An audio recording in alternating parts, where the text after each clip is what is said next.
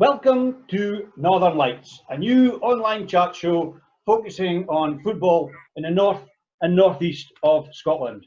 My name is Martin Johnston, and each week I'll be joined by our resident journalist and fellow Rothisloon, Dave Edwards.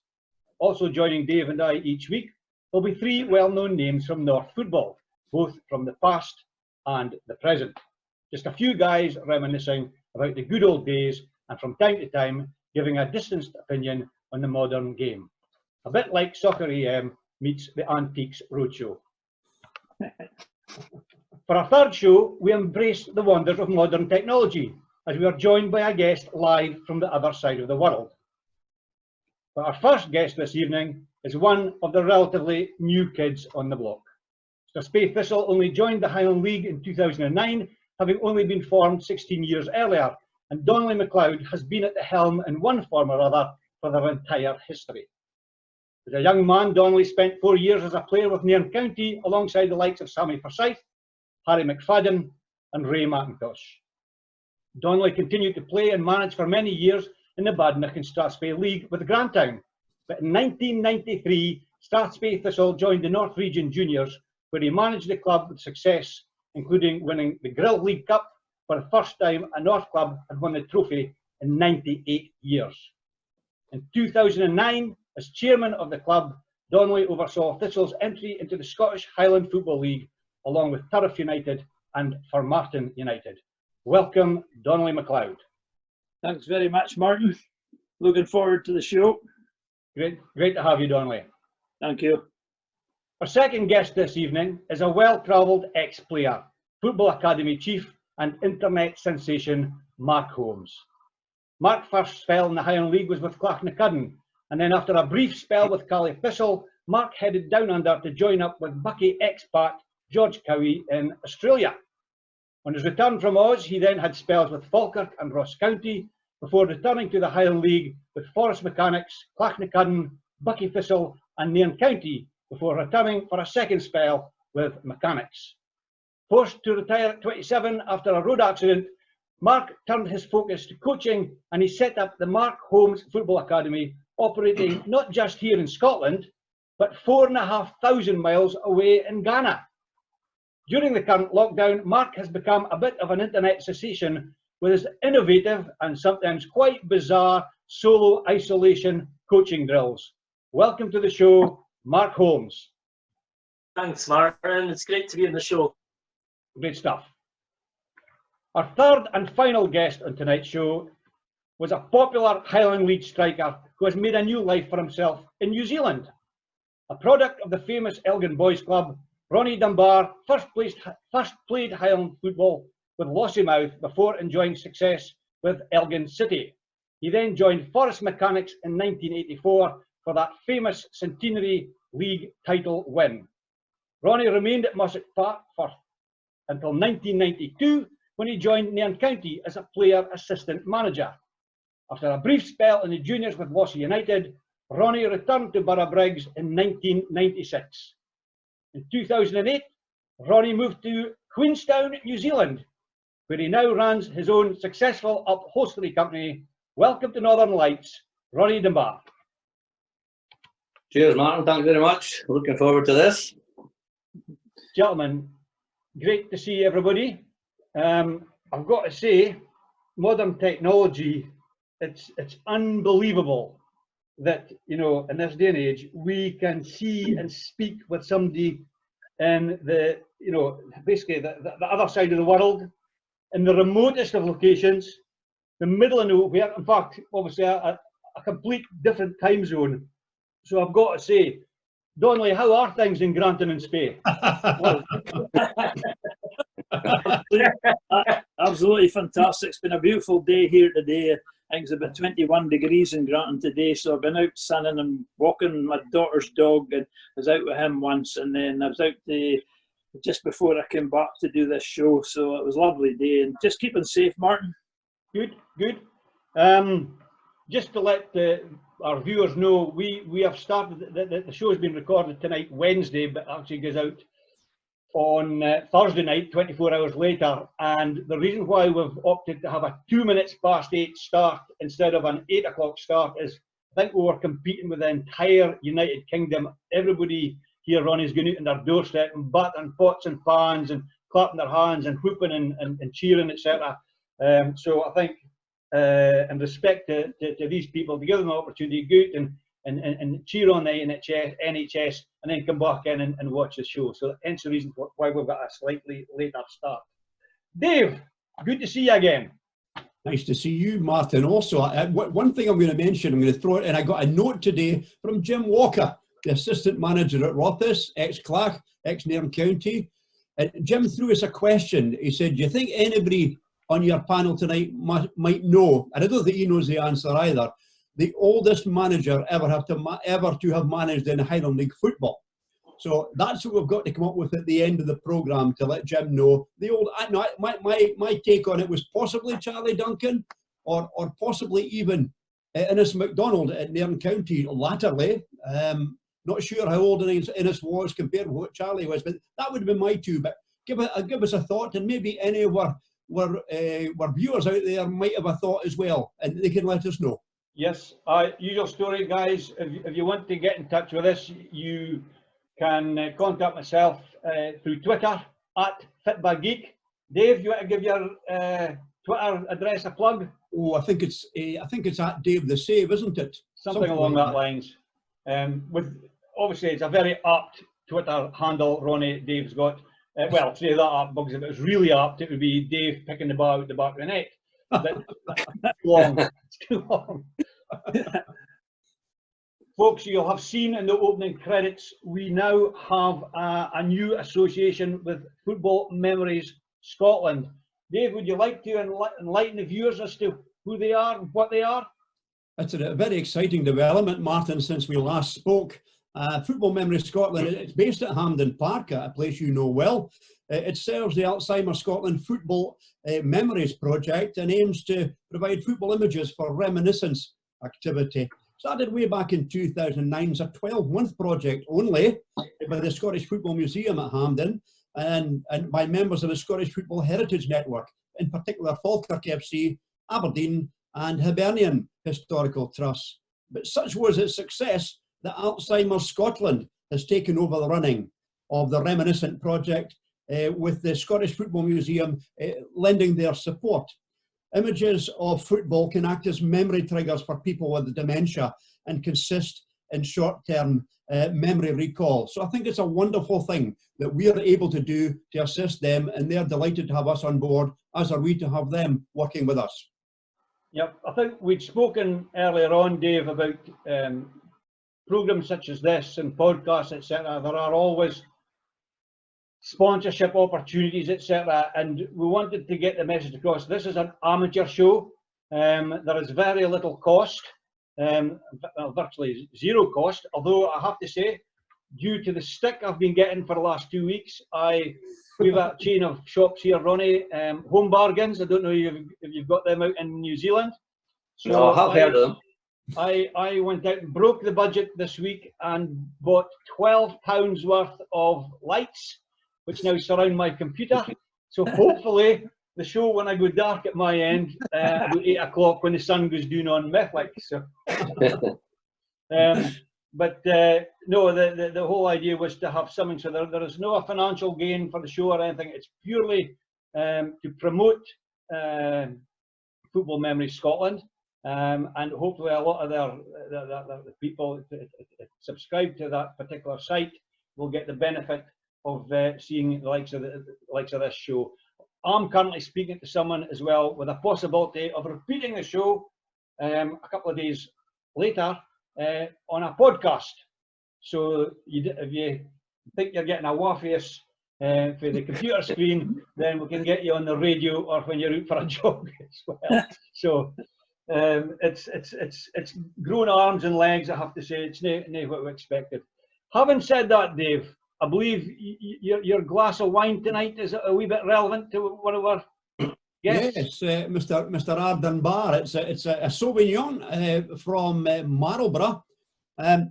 Will I regale you very quickly those two stories I said we spoke about earlier on, Martin? Well, I just want to touch on if you got a product. You see, product enhancement, I'm all for. I've not a problem with product enhancement. So is there a particular label that you're making reference to there? Well, tonight it's Runestone, I think, is the name of the actual label. I'm having the souvenir. Because I just thought maybe I could do something similar here. You could.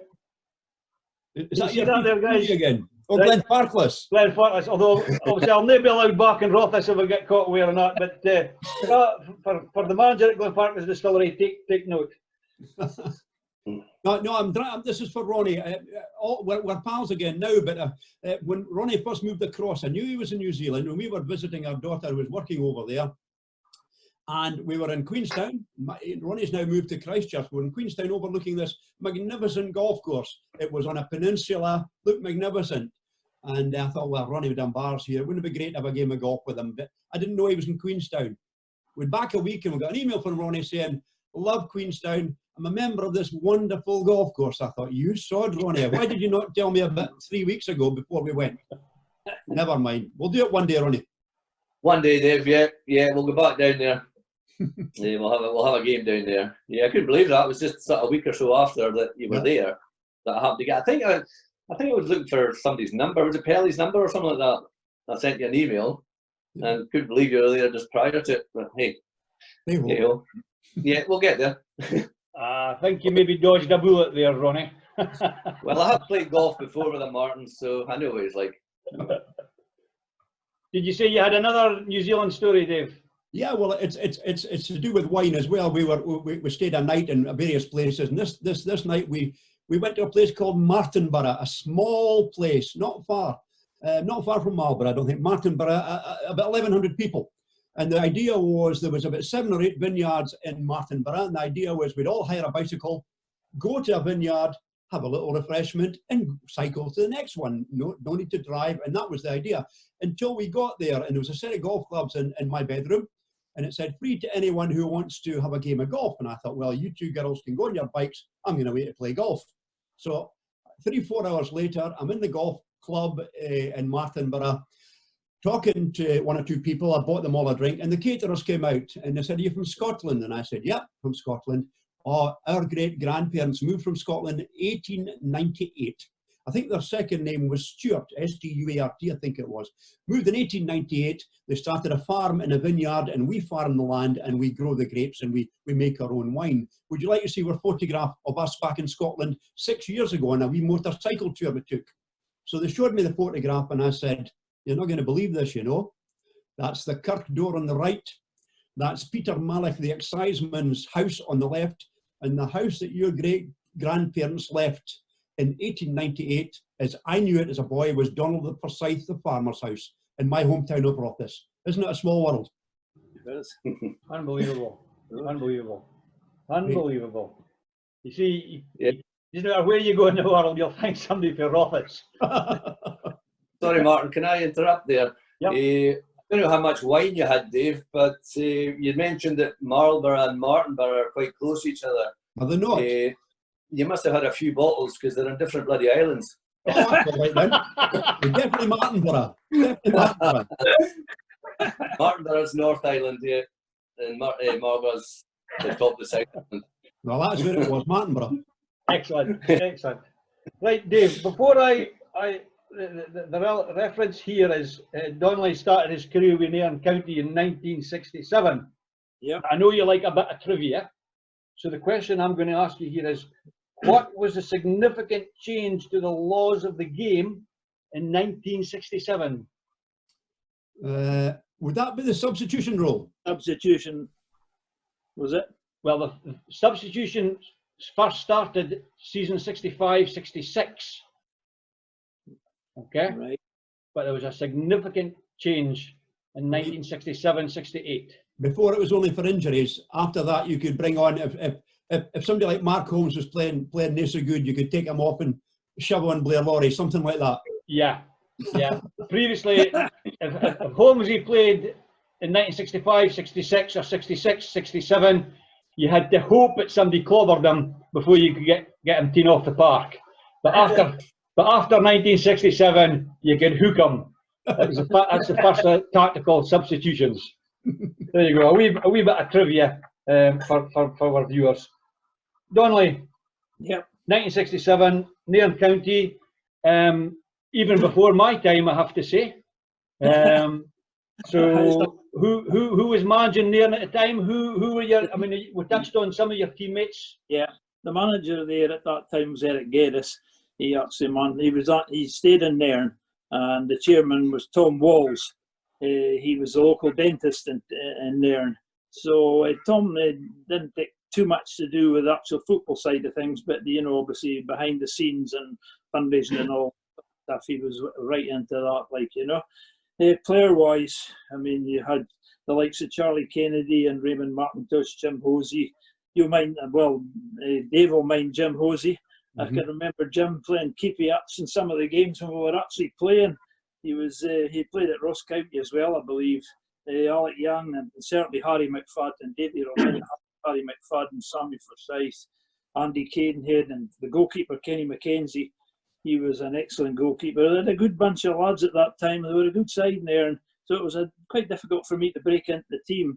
But eventually I made it, and obviously one of the highlights was got the final of the Olds qualifying cup, as Dave will remember. It was the qualifying cup North, I believe they called it in them days. We played Elgin City in the final, and Elgin won one. And in them days, Martin, there was a two-legged final, and Elgin won the first leg 1-0 at Elgin, and then we played the second leg at Nairn, and Nairn beat Elgin 1-0 at Nairn. So obviously we had the toss for who was going to get the home advantage for the replay, and Elgin obviously won the toss, and we played the replay on a Wednesday night, pouring rain. I can remember it as if it was yesterday. Pouring rain, wind, rain, everything, and Elgin beat us 5-1. And it was something else, a game we wanted to forget. But they were a big, strong side in them days, Elgin. You know, Jerry Graham and Dougie Grant, Jared and Lane, Gilbert. They were a really good side, like. But we gave them a good game. But the heavy going on the Wednesday night just to couple this all together. So obviously I was going to mention as well, you know, that in them days, as Dave will know, and maybe yourself as well, Martin, and certainly Ronnie, in them days you had likes of Carley and Peterhead and Elgin and Ross County and Inverness Thistle. They were all in the league at that time. So it was really hard going, like, you know, there were some really good teams, and obviously Elgin is, you know, I think they got the quarterfinals of the Scottish Cup, got knocked out against Morden, I think it was, if I can remember rightly. I think there was about 12,000 at the game. It was unbelievable. I was actually at that game myself. We got to get the queue in the midweek to get tickets for the game. And then I think they drew in Elgin, and they lost the replay down at Morton, if I can remember right. It's such a long time ago. You're talking about 50-odd years ago. So, but one of my highlights in there, and as I've probably told you, Martin, I had broke myself into the team and was playing quite regular, but so was the likes of Raymond McIntosh, who was a really good player as well. And we played a league game against Ross County up at Dingwall, and I was picked to play in the team that day, and I scored two really good goals. I mean, it was excellent, and missed a couple of chances to get my hat trick. And I thought, well, that's me really established in the team. Raymond Martin should have been injured that day, and he was out. And obviously, the following Saturday, we were due to play Carley, and I think it was the League Cup at Carley's ground. And Raymond McIntosh had got himself fit. The manager, Eric, took me aside, and he says, "I've just had a decision to make, Donnelly. I'm afraid you're going down on the bench again today." And I said, obviously, I had a few things to tell him about that. I didn't agree with it, obviously, like Martin, but I couldn't repeat what I said to him on the video. You'd probably about 6 or 7 bleeps, like, you know. But I wasn't pleased after scoring 2 goals, and even Harry McFadden went up to him, you know, after he announced the team and said to him, "Look, you're out of order here. There's no way you can drop Donnelly after scoring 2 goals and having a really good game."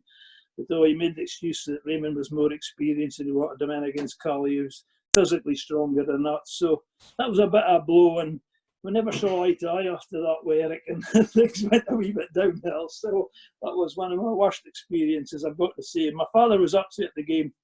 I think if my father could have got into the dressing room after the game, he'd have had a few choice words to say to Eric as well, but never mind. He wasn't a bad lad, Eric. He just had the decisions to make, but it was really disappointing. And as I say, I never really recovered after that, and eventually moved on, Martin. And it would have been big crowds in them days as well, Donnelly. Was I mean the game at Elgin, I think there was about 3,500 at the game at Elgin, and there must have been about 1,200 at the game at Nairn. And it was really good. Like, it was an excellent both legs, and I thought Nairn played excellent in the second leg at Nairn, and to beat them 1-0. As I say, Elgin were a really good side at that time, but and then the replay was just a total disaster. As I say, they were a big physical. You'll remember, well, Dave will certainly remember Jerry Graham and Dick Grant and boys like that. And of course, the wet conditions just suited them to perfection. And were just brushed aside. And we hid for about 3 days after that. Even my workmates and that was giving me a bit of stick, and so I had to take it in the chin and move on, you know. But no, my experience in there was good, like, you know. But obviously, with our own building firm, you know, going from strength to strength as well. You know, I was taking too much time off work for training and matches and that. So it was time for me in '71 just to say, well, enough's enough. And as I say, obviously with the thing at Ross County as well didn't help matters. And my father was none too pleased about that as well. But there you go, just to take it in the chin, as say, move on. Hey, Martin. Yeah. You mentioned goalkeeper Donnelly. He was one of my favourite all-time Highland League goalkeepers. Wasn't the biggest, but he was the most agile goalkeeper I ever saw in Highland League football. Oh, he was a good goalkeeper. You know, he actually moved on. I don't know when it was, but he moved on to Cali. He went to Cali, and a young boy called Richard Conzak came in and did really well. He was very inexperienced, but he really showed himself as well. I used to go down and watch some of the games, and he came in and, you know, helped to replace Kenny. But Kenny was, I think he was a postie, if I remember right, Dave. But yeah. I don't know what he is now. I've lost touch altogether with him. But he was an excellent goalie, and it was just logic that he would move on to a bigger, you know, obviously Cali Thistle and a wee bit more pennies to spend and that, you know. But he did well at Cali as well. Mm-hmm. Excellent. And yeah. Davy Johnson had gone from there by the time you arrived. Yeah, he was away. Yeah, he had moved on to bigger and better things. He was an excellent player, Davy. God blimey. You know, he was excellent. You know, and I watched him when he got into the top leagues and that as well. You know, he had experience, pace, scored goals. He was an excellent player. He did fairly justified himself. You know. He really did. He was excellent. But, you know, as I said before, that some good players. Charlie Kennedy was someone else, like, you know. You talk about centre-halves like Dougie Grant hitting Charlie. It was more the other way around. Charlie used to hit the centre-halves. He was brought up in shinty, as Dave will probably know. He played a lot of shinty, and he was good at shinty as well, and a good golfer too. But shinty was a hardy devil. I watched 1 or 2 games he played in when they had the chance, and oh my goodness. But he was a tough guy, Charlie. He played centre forward, up front, sometimes with Raymond Martintish and that. And they were excellent, really good. Like Charlie was in there. He used to be manager of the sawmill at Cromdale. And him and me used to travel back and forth to training and that, you know, and to match days as well. He would come in by Granton and pick me up, or I would go around, he would leave his car at Granton and I would take my car down. So we used to share it, like, you know. But some nights we'd be going down from Granton and you're going over the Darby Moor, Martin, and you know, there's snow on top of the car, and Eric would say, you know, how are you late for training? And I says, well, we've just come through about 3 feet blooming drifts to get down to training. And he got to the quarry under it just as he got into Nairn, about 2 miles outside Nairn. To draw a line, and there'd be not a thing in Nairn. And of course, Eric's going, where the hell have you been? Do you know why you're late? We'd paddle through snow and everything to get to training. But, that was a fun of it, like, you know. And I think I was on £10 a week at the time, like, you know, that was wages, expenses, everything. So it didn't really, but I enjoyed it. I loved it. It was really good, like, you know. And as I say, unfortunately, things just didn't work out, and the work commitments and that things changed. But no, I loved it. It was really good, and they were a great bunch of lads. And don't get me wrong, Eric was good enough man as well, but something like that happens, you know, just you don't forget it in a hurry, you know. I mean, it's only 50 years ago. You know, I'm still going on about it. Ronnie, you came through the ranks with Elgin Academy. Yeah. Started off Elgin Academy in the boys' club. Our academy team at the time was probably one of the best teams to come out of the Elgin Academy at the time. We sort of won leagues and cups every year, and I mean, some of the names that were in that team went on to better things, and forever we had the guys the likes of John John Clayton. I don't know if you remember John Clayton.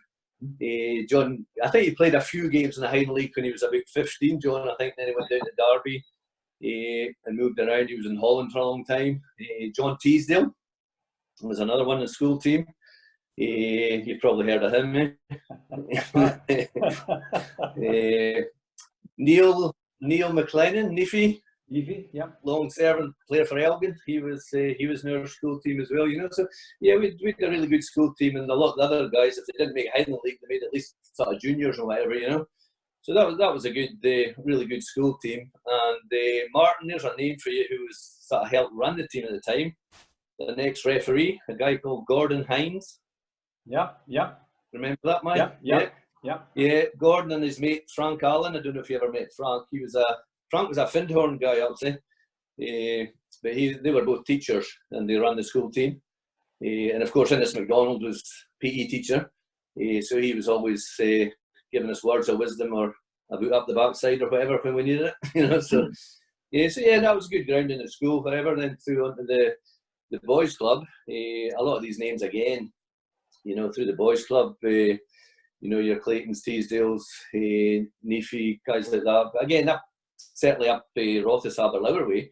I played the boys' club with likes of Nicky Walker and Neil Fyvie, Gordon Robertson, all these guys, you know. But the guy who founded the boys' club, John Cameron, John Cameron, sorry, he was sort of way ahead of his time, you know, as far as coaching and whatever was concerned, you know. I mean, I'm talking here sort of early 70s when we would get down for sort of coaching sessions on a Saturday morning, whatever, and we would be in there with the blackboard and whatever, and John's showing us the ropes. And we're, you know, at that stage, we were just young guys, 13, 14, whatever, and he's teaching us how to pass it out from the back and all these different things we've never heard of. We just got on the football field and kicked it up the park. But John was way in front of his time there, you know. So yeah, no, that was pretty good coming through all that. And you learned a lot from these guys, you know. So yeah, no, that was pretty good. Certainly in the Elgin area, football was really well catered for, if you like. You know, so that was that was all good. John Cameron was a master, Ronnie. You said I was in the same. I was just slightly before you, but he used to play Catenaccio, which was a defensive system, and it would build up from the back. And his son Douglas, and Donnelly will probably know Douglas because Douglas Cameron's son. My debut in McKessick Park was a 10-0 defeat. I was in Rothes Primary. We got beat by West End Primary in Elgin, and Douglas Cameron. Every time I meet him, and he's a regular at Seafield Park watching Sussex Thistle, Grant, and he meets me by saying, "David, do you remember that?" And you don't have to say it, Douglas. The day you scored 7 goals past me, I remember it. Yeah. As you say, the boys' club is a great legacy to the area, and the amount of quality players that's come through that, and the setup's quite unique. Is it they almost when they allocate players to teams, it's almost like a drafting system. Is that right, Ronnie? Yeah.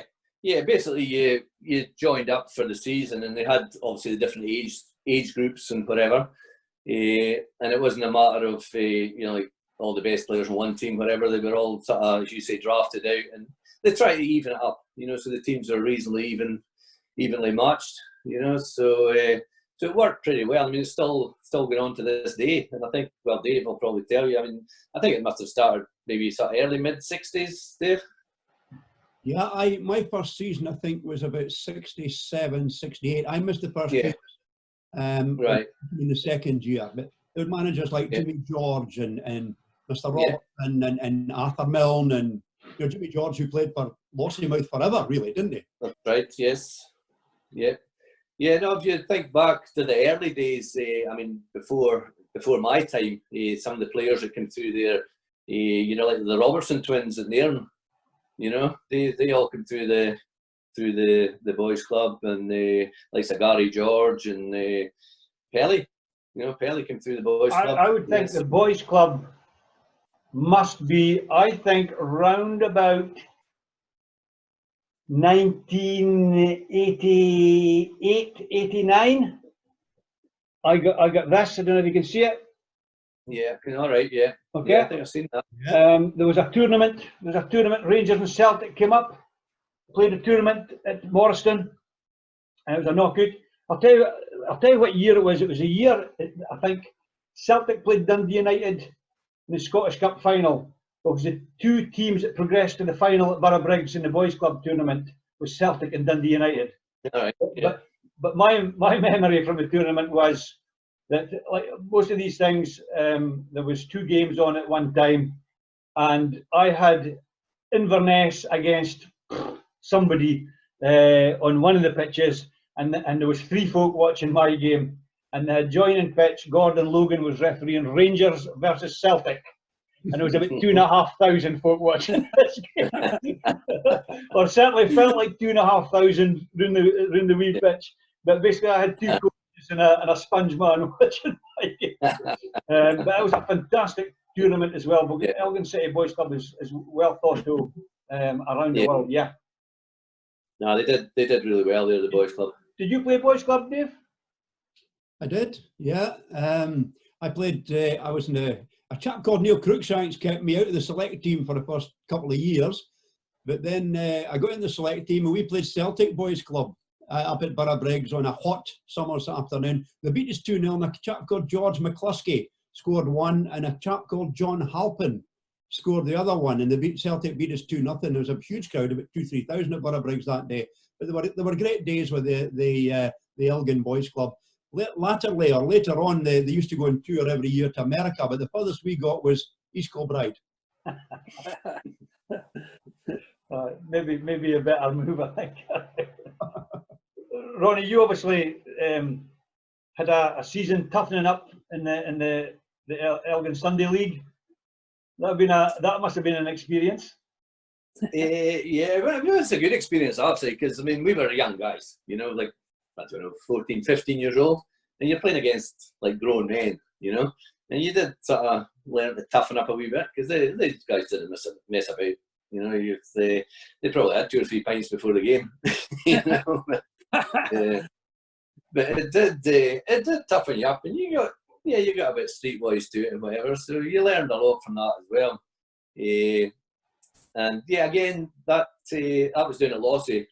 We had a team called Lossy Dynamos, and it was a guy, Dick Glover. I don't know if you've heard of Dick, but you've probably heard of his son, Stuart Glover. Played with Lossy, and I think Stuart went to Montrose, maybe Arbroath, some of these teams, and I think he was at Cove for a while as well. But again, other guys from the Highland League who played at that time, Drewy Ross and Stevie Q, we were all in that sort of Sunday League team, if you like, you know, coming through together. And yeah, no, it didn't do us any harm anyway, put it that way. And then you went to Lossy Highland League?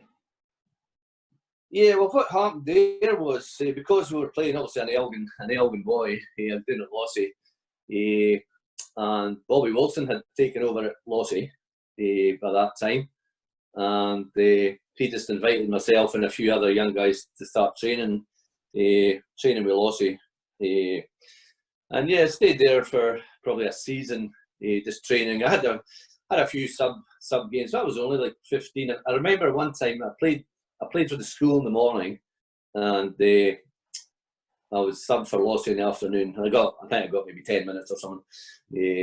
But that's what you used to do in that day. They would never think of doing that these days. You know, they never get involved in 2 games in one day. But hey, that's what it was like in that day. So Bobby was good, yeah. And then had a wee, well, one season there basically. And Bobby went to Keith with having that good successful time at Keith. I followed him up there and played in the youth team and that up there. We again some guys for the boys club that I mentioned, the likes of Nicky Walker, Neil Fivey, these sort of guys. And that's where I really first met up with the likes of the Boogle Wintons and Rogers, Graham and Neil Rogers, and sort of these guys who I later played with Forest, you know. So we were just young guys playing the youth team at Keith and wherever. We had probably half a season sort of farmed at Tyler Vale. Just because we were up at Keith, you know, and obviously they had the relationship with Keith going on there. So Bobby put me out there for say half a season or so. So would that be with George Simmers? Was that with George Simmers, Senior? I think Don was still at Keith at that time, if I remember correctly. I think it was, I might be wrong in saying this. I'm getting on a bit as well, Martin. Memory's not the same. I think it was a guy, was it Charlie Johnson, maybe? Charlie Johnson. Charlie, well, you know this. Charlie Johnson just passed away. I've seen that. Yeah, Over a week, I think 2 weeks ago. Yeah. Yeah, I saw that, Martin. Now, was it Charlie or Billy Johnson? Maybe it was a Billy Johnson. Billy Johnson, yes, midfielder. I think he was sort of manager at Isle of Vale at the time, and he sort of took us through there, you know. So, like the end of that season, if you like, back started the pre-season training with Keith, and that, I mean, Keith had a great team at that time, you know. That was obviously just at the beginning of their 3 in a row type season, which I was never going to get a game in that team, you know. And they just, well, I had just left. I went back to Lossy then, just to play basically, and Keith went and signed Kevin Bremner. So I was never going to get a game before Kevin. I think he'd done all right for himself, did he? Yeah, that was a wee while up at Keith, but that was good, playing with a lot of guys. The goalkeeper up there at the time, who I later played for a long time at Forest with Bobby Gray. And I'll be quite honest with you, when I was at Keith, that sort of year and a half or so training with these guys, and played a few sort of pre-season friendlies, I just didn't like this guy, this goalkeeper, Bobby Gray. Never stopped shouting, and always moaning about something, you know.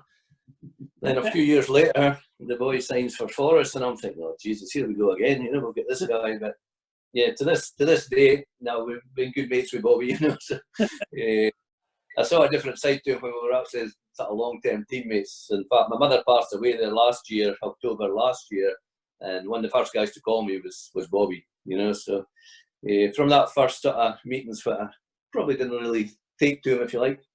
He became a good mate over the years, you know. So yeah, that was that. And then I was back to Lossy for I think it was about 3 years or so, with an experienced team. Donnelly, you mentioned a few names earlier on that they were my heroes, like growing up in Elgin, going to watch Elgin City in the sort of late 60s and whatever, early 70s.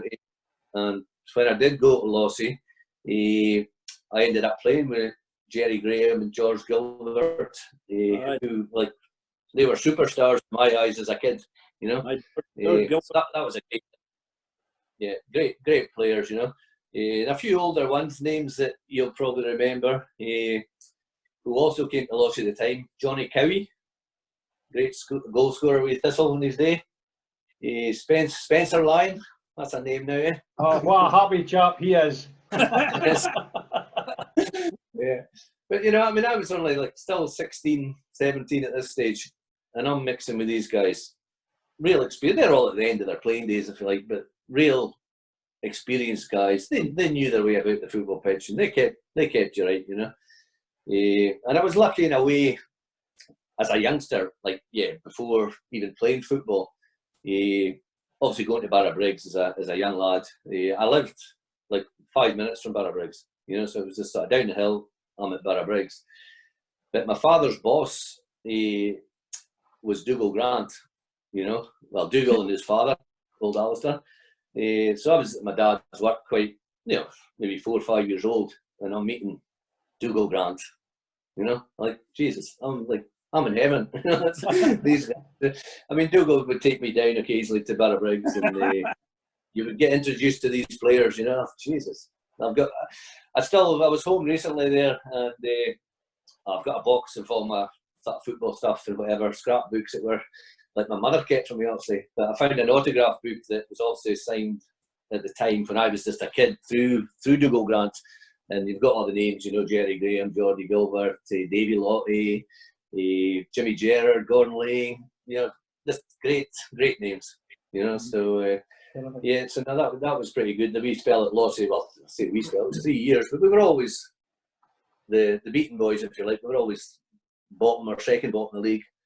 Funnily enough, I think it was Forest, between ourselves and Forest, for bottom of the league in that sort of 3 years that I was there, you know. So, but again, when I did go there, they had Brian Mackay, goalkeeper. Brian Inverness, he was Clark manager, I think, was he? Brian? Yeah. Yeah, Brian was Clark manager. Brian was in goal. Then we had Donny Mackay, Colin Keir, Gary George. You know, so, I mean, they're generally good players, but we just couldn't get results, unfortunately. The guy Harry Owens was manager. I don't know if you came across Harry. One for you, Dave. Harry Owens. Buckhead Thistle, Harry Owens. Yes, Harry was Burkhead, and he went to Keith. He was manager of Keith just prior to Bobby Wilson.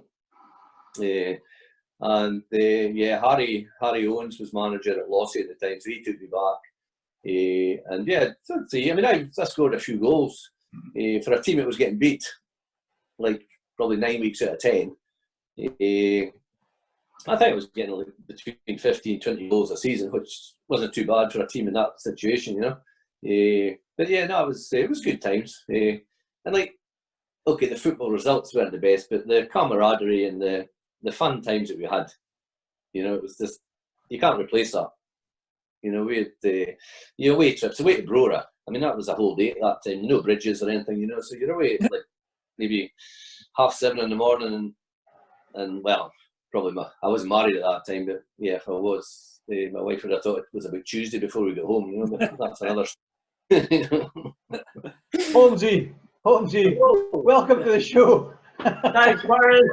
It's great listening to all those old stories. Listen, I've got to say, if there's a screenshot of this made and we say to folk, guess which one is in New Zealand?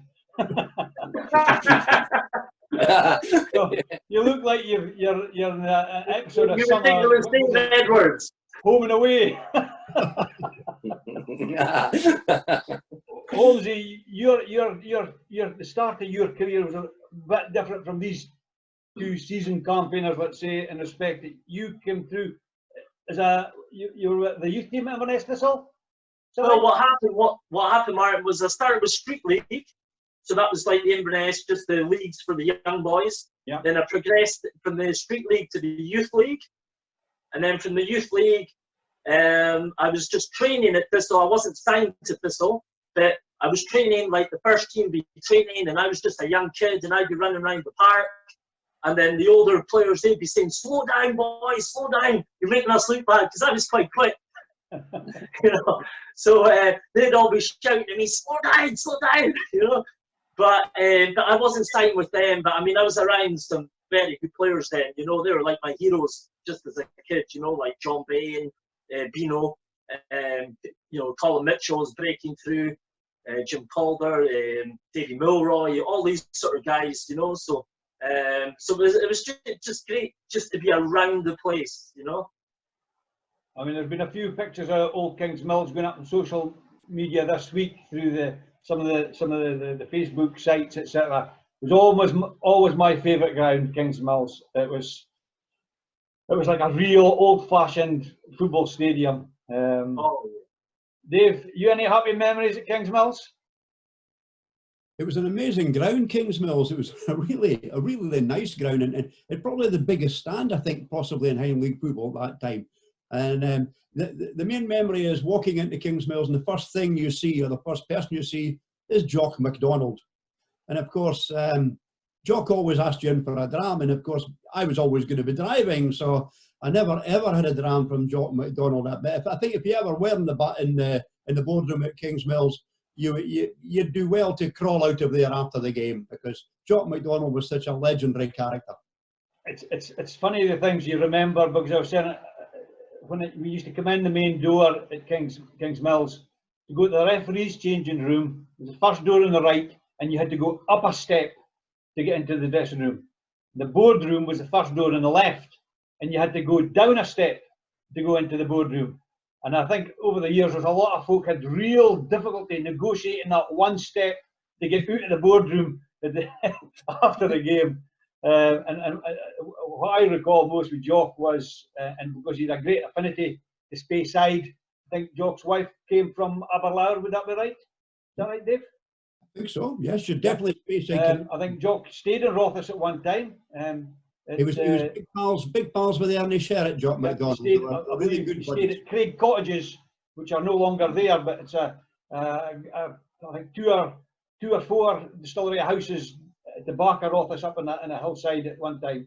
And I worked at Glenfiddich in Dufftown at the time as I was refereeing, and Jock would always, you'd arrive at Kings Mills and he would say, Well, Johnston, still making that bloody awful whiskey, are you? Because obviously Jock was a big tomatin man.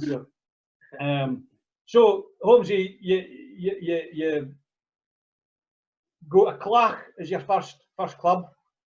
Yeah. Do I suspect there might have been a bit of influence from your dad there? Well, my dad played there, but you know, as the years went on, now I know why he wanted me to go there. He's the only guy I know that retired, and he scored more goals than he did when he played. Because every time I scored a goal, it would say his name and not mine for a lot of them. But it wasn't you, Dave. It was Bill McAllister. Okay. And a successful time at Clach? Well, I mean, I started off in the second team with Jim Oliver. He took me there, and Chacha Innes, John Innes. So played a lot of second team games at that stage. I mean, I was only maybe 16 then. So played a lot of second team games, and then after, I think I got to the stage where, I mean, I was playing regular in the second team and scoring goals, but I was really wanting to break into a first team. So John Innes, one time, you'll never believe this, but he flicked a coin to see who would play, myself or another player. I won't mention the other player, but he flicked the coin. He couldn't make his mind up who was playing this day, so he flicked the coin. So once he flicked the coin, I won the toss, but I let the other boy play, put it that way, like, and then after that, I left the club. So he went on holiday. He went on holiday in New York, and I signed for Cali Thistlewood. So, did you get nominated for an award when you were at Clark? Yeah, I did. Yeah, I was voted. I was voted to Sunday Post. Well, I was runner up. It was Sunday Post Young Player of the Year at the time, and so it was Marino Keith. He came first. I came second, and Scott Murray, he came third. So I mean, that's two good names in that hat there, and that were on to have, they were on to have great careers, You're in good company there. It's fair to say. You say so, Dave. Yeah. So you go to Cali Thistle, 94, 95? Yeah, it would have been. It was Davy Milroy. I mean, Davy knew me well. So Davy and Danny McDonald, they both invited me to go to Cali Thistle. So I went there in trial, and then Sergio Boccaccia, he signed me. So yeah. Was that their first season in the league? Yes. Yeah.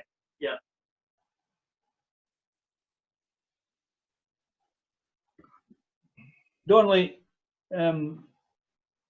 Ronnie touched on the fact that he played a season in the local welfare league. Mark was obviously spared that, but you've had a huge involvement in welfare football over the years. You're giving my age away now, Martin. Yeah, I mean, obviously, when I came back from Nairn, 71, I was actually banned for playing in the welfare league for 2 years, because I'd been playing for sort of semi-professional football. They wouldn't let me play in the welfare league, but eventually I got going in 73, I think it was. And they obviously got going and took over eventually as player manager as well, and played for about, well, as you know yourself, Martin, about 20 years. I mean, there was 11 or 12 teams in the league at that time. I mean, now you're lucky, I think there's only 4 in the welfare at this time, but the league in them days, there's some really good players. And some great derby matches as well, as you know yourself. But a couple of boys, Greg Lawson, Harry McGregor and Sonny Macbeth, that helped me run the club. They were real diehards, Grattan through and through, and they gave me a hand in running the club. But it was hard going, but no, the league then was really strong. A lot of good players, Alan Ross and Jimmy Bruce and Hughie Grant and boys like that. God, there was some good, Eddie Morrison. Some really good players, but the local derby matches as well. You had Grattan against Grattan United. Imagine that, what it was like. It was hell for leather stuff for a while. Like, they had some good players as well. Like Sir Colin McLean came out of there, and diehard Inverness Thistle for a number of years. And but the match as well. You obviously refereed quite a few of them up there. I don't know if you ever actually booked me, Martin, or what have you. I can't remember. No, now. straight red, Donnelly. There was a few. Listen. I must admit, that's how I got my middle name with Digger. But no, I mean, I played hard, right enough. But no, they were great. I really enjoyed them. It was thunder, and they had leather stuff like, and granting against Canusi as well.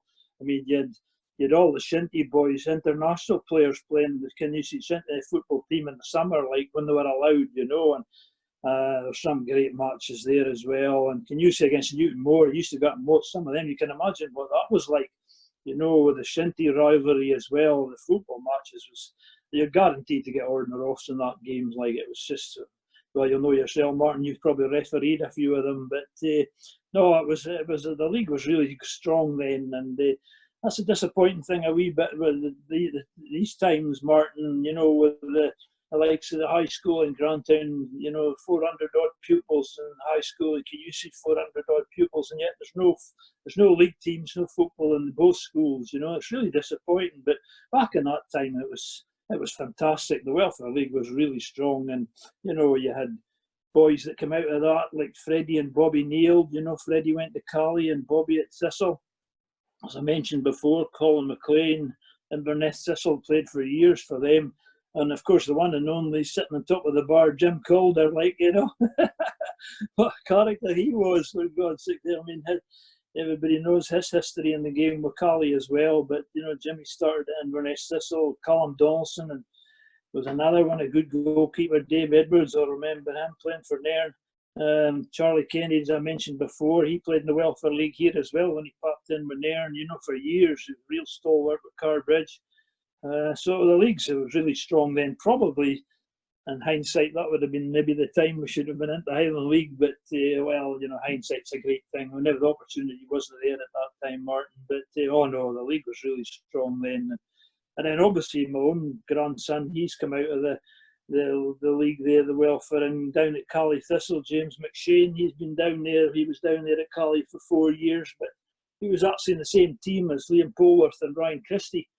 But James never got offered a contract, so that knocked him back a bit for a wee while. But, you know, he's now captain of the current Strathspey Thistle team, you know, so he's gone from strength to strength. Took him a wee while to get over that, but he was an excellent player. And I was a bit disappointed what happened there at Cali, but these things happen. You know yourself, Martin, you know, it was Ryan and Liam, especially Ryan, a really good player even then, you know, but James was a good enough player too. But sometimes you know what happened with myself at Nairn. If you're faced in a fit, sometimes the opportunity didn't come for him, you know. But no, he's going from strength. Who knows, Donnelly? He'll maybe be on this show in 50 years' time. Well, you know, lamenting the fact he didn't get a chance. What I wanted to say was Jim Calder actually played outfield in welfare, isn't that right? That's right. I played outfield, centre forward. But oh God, he wouldn't have passed the ball, Martin. He was a greedy son of, you know, he was just, I'd scratch my hair out sometimes with him, like, you know, and give him some stick as well. But he was a strong devil, you know, and sometimes won the league titles and a lot of cups up there in the welfare. And Jimmy was, he scored a lot of goals, him and Big Ernie Lawson, like, you know, but he couldn't get the ball off him sometimes, and that caused a bit of aggro amongst the boys, like something. Dave, did you have any experience in the Barnet and Strathspey League? On the Strathspey Barnet League, the Speyside Welfare League I played in, which was almost, I mean, we played on a Monday and a Thursday, and I think Strathspey Barnet was Tuesday, Friday, but I played for Rothes Decimals a couple of seasons in that league before they went junior. And I actually, when I had an injury, Martin, and I to get fit, I took the referee's exam, and I passed it, surprisingly. And I remember one night doing a game up in Tomintoul in June, and I left Rothes a beautiful evening, like tonight. I got up to Tomintoul in June, there was 2 inches of snow on the pitch. And I thought, I've come this far, and we might as well go on. So got them to change, you know, got them to sweep the lines, and the game went on. And you know what? When there was no dressing room, so we had to change in the car. And I left my boots lying beside the corner flag. So I had to make a journey a couple of days later to get my boots. But one game I remember going to watch Rothes Amateurs one night at Cromdale. And Cromdale had 5 players sent off and the game was abandoned. Cromdale Rothes derby matches. We played sorry, we played Rothes Decimals in a few friendly matches, you know, before the welfare scene started, like, you know, but they were always good games, like, and they were very sporting, you know, and we really enjoyed it, you know, before that's all the welfare league got going, and I think it was April, something like that, like, you know, but as I said now, with the, you know, only 4 teams in it, Dave, it's just unbelievable, you know, but it's just not the same young boys playing football up this part of the world, and I say the schools are no helping either, you know, which is pretty disappointing, you know. When I was in this high school in Granton, we had 13s, 15s and 17s, and we were playing all over the place, Dave. Inverness, Selgin, Forest, Hopeman, Bucky. You know, we used to go on inter matches with the schools, and there's just nothing of that now. And we went sent a letter to the PE teacher in Granton High School and asked them if there's nothing they could do. But you know, with Doc Bain and Joe Henry, the teachers in them days, they used to take time, give their time up on a Saturday to go on the bus and away games and home games as well. But the teachers are not wanting to do that nowadays unless they get paid, you know. So, you know, it's a difficult one. But no, certainly the welfare league in them days was really strong. My very first experience of the league up there was actually not as a referee. I was actually secretary at Rothes, Dave, and Johnny Cowie was the manager. And I don't know how the Jungle Drums had been beaten, but we were told that there was a Liverpudlian guy in the Badenoch and Strathspey League scoring goals for fun. And we would be a bit naive not to go and see this guy. So we managed to find out, I think he was playing for Cromdale. So we went up to Cromdale, super sunny night.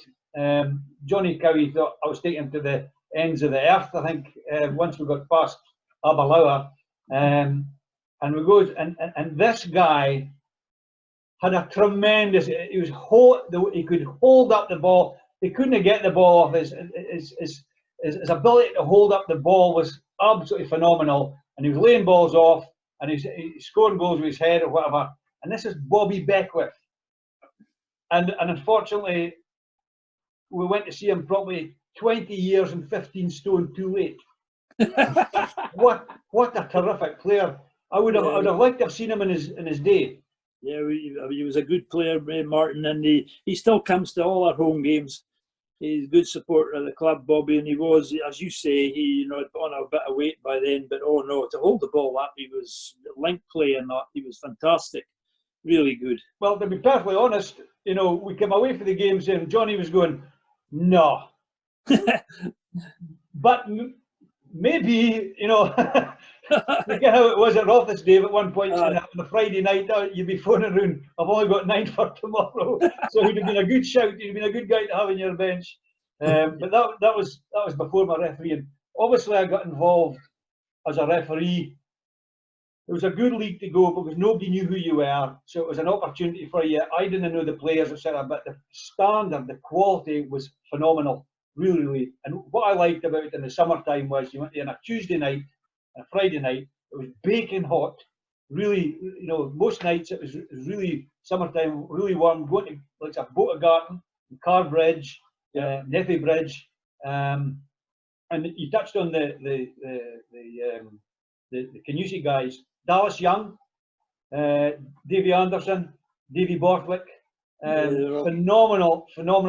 The guys who obviously, the guys that really hacked me off when I was at sort of school, guys that were good at everything. These guys fell into that category. But I remember, I'm trying to think, what's the name of the guy who was the secretary of the league and he did their match report? John, man in the touchline, I think he wrote under the banner. John Wilkie.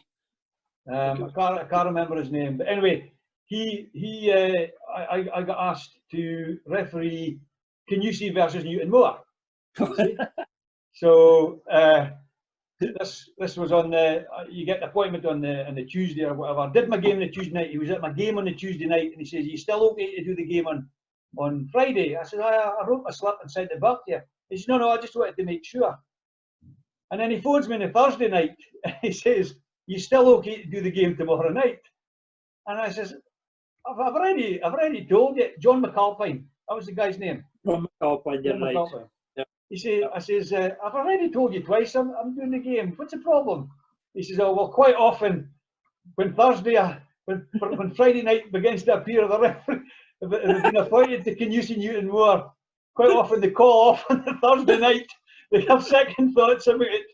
But I've got to say, I mean, the standard was phenomenal. But these guys, they weren't looking for fouls. Just ball on the deck, keep going. I remember Davy Anderson was practically ploughing the field up with his chin, and I blew my whistle, and he gets up and he goes, "What's up, Warren?" I says, "Don't worry, it's a foul to you." He says, "But I was getting up again." They just wanted to play hardy guys. I've got to say. I've got to say, Martin, that you're one of the better referees that would come up to the association. All the boys had a lot of respect for you, so I thought I'd just mention that. Well, that's very much appreciated. You'll be back in the show for sure, Donnelly. Don't rush forward, Ronnie, and agree with him. Say nothing, Martin. I think Dave will tell you that all the good referees are retired. I think folks' memories get a wee bit clouded as time goes on. But no, it was a great training ground, because what I used to go do is I didn't go up there and go, "Oh, it's a welfare game. It's not a Highland League game, it's a welfare game. I can just slope my way through it." I went up there and I had treated it like a proper work week. But you had to be on your toes, because if you didn't, they would walk right over the top of you. And I'm a big believer, if you could referee in that league at that time, then you had a chance of going up through the grades. Absolutely. 100%. Yeah, I agree with you there. Yeah. Go back to yourself, Ronnie. 1982. You eventually signed for your hometown club. Yeah, that was it was a bit of a strange one, actually. Obviously, I was signed at Lossy at the time, and there was an administrative error in Lossy's part, and all the players were freed. Contracts were sort of null and void for some reason or other. Most guys signed on again, but prior to that happening, I actually played for Elgin as a guest in Frazy Kells' benefit match against the United, Barra Briggs, and I done all right. I mean, that was just prior to Dundee United winning the league, so they had like great team, and they put out the full team. And I remember that game so much because I got hammered from behind so many times by Richard Goff. Now, that guy just went through everything. And again, I was still quite young. I think I was probably 20 maybe when I was signed for Elgin. But anyway, on the back of that game, I got the chance to sign for Elgin. At that time, it was Ian Cumming who was manager. Ian had came down from Thistle. That was just after Willie Grant took unwell. I think Willie took a heart attack at a game. Cup final, is it? Qualifying cup final, possibly? So Ian Cumming came down and spoke to me, and it was a no-brainer for me to go and sign for Elgin City. I mean, I still to this day never thought I was good enough to be playing for Elgin City. I mean, Elgin to me was at a different level. No disrespect to your Losses and teams like that, but Elgin was a different level, and the expectation was so much higher as well. You're expected to win every game at Elgin at that time, and we had a really good team. But before I go forward, I'll mention something about that benefit game, Frazy Kells' benefit game against Dundee United. The final score was 7-2 to Dundee United. Frazy scored one of the goals for Elgin, and you would never guess in a million years who scored the other goal for Elgin that night. Come on, and Dave, you were probably at the game.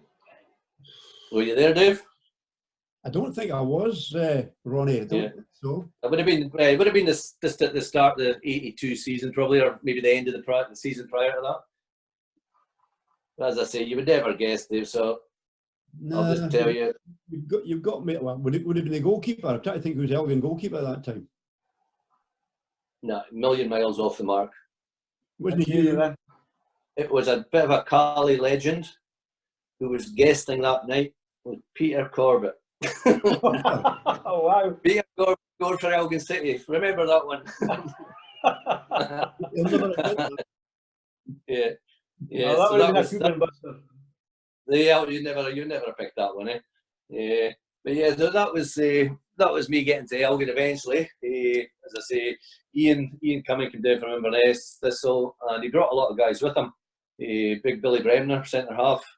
Jimmy Guy, probably one of the best players I've ever played with. Jimmy Guy, and he was just such a, I don't know, just a good player. He had something about him. He just made it look so easy. you know. But again, maybe Ernie Drews, John Ironside. There's another one from Thistle in the days. I see John fairly regularly. He's an early man. He's quite often up at Peterhead. Yeah. Yeah, but at the time, already there before Ian came, was the likes of Ronnie Brown, Chico, Frazee, you know, guys like that. So it was a good, solid Jimmy Blackwell. There's a character, and that's, I think, what's missing a lot of today's characters. You know, there's not as many, or if any. Going back to that days, you had your Charlie Duncans and your Peter Corbett's, Rexy Hunters, boys like that. You know, real characters in the game that they're probably sadly missing these days. But no, getting to Elgin was good. We had a good first season. Won a couple of cups, the League Cup, which was probably the best game I've ever been involved in. I don't know if you remember that one, Dave. Elgin versus Peterhead, League Cup final, 1982. Elgin 4, Peterhead 3, and it was like just end to end stuff. The whole game. And I like to say I scored the winner, but I scored the fourth one to make it 4-2. So it turned out to be the winner, but it wasn't actually the winner at the time. So that was a good start. I was only at Elgin probably 2 months maybe, because the League Cup was at the start of the season at that time. Then we won the North Cup later in the season. Had a good run in the Scottish Cup that year as well. We went down to Edinburgh. We played Meadowbank Thistle, as they were at the time, and they played in the Commonwealth Stadium in Edinburgh, and they were I think they were about 10 points clear at the top of the old second division at the time, and we get drawn away to them, so nobody really gave us much of hope. And we signed a goalkeeper on the Friday before the game, which is probably not the best idea for a Scottish Cup game. A guy by the name of Mike McHattie, ex-Peterhead. And we went down Meadowbank, and the dressing rooms at the Commonwealth Stadium in Edinburgh are like a mile from the pitch. So you're out in the pitch way before that start time, so it took about half an hour to get on the pitch. Within 30 seconds, we were 1-0 down. I thought, well, here we go. You know, but we came back and we won 2-1, which was a great scalp for a Highland League team at that time. And I remember coming back up the road. It was a lot of Aberdeen-based players, so we came back up and we stopped in Forfar for some reason, for a couple of small beverages, you know what you do. And my abiding memory of that night is Frazee Kellis standing on top of a table in the middle of this park bar, and he sang every word of The Road and the Miles to Dundee. He never missed a word, and the whole bar was just going mad. This guy just standing there singing. That's like memories, apart from the football side of things. You know, you remember these things. Just great days there, you know. So yeah, like second season at Elgin wasn't that successful. I hardly played actually. First season I scored 20 goals alongside Les Armstrong. That's another. He was a good player, Les. I think Les was at Middlesbrough as a youngster. And I think he's manager of some ladies team in America now, Les. So I struck up a good relationship with Les. But the second season was in and out the team, hardly getting a game, and I thought, well, I'd rather be playing. I'm still only 22, 23, you know. Rather be playing than just sitting on the bench, even if it is Elgin City, you know. My idea there was just to go back and play for Lossy. You know, I thought that's easy enough. I could just go back, and because I enjoyed my time at Lossy, although we were getting beat 9 times out of 10, but it was still, they played every Saturday, whatever, you know. So that was my time at Elgin. That was just the 2 seasons, but yeah, it was still good to play for my hometown. Then you got your dream move to Forest, Ronnie. Tell us about that.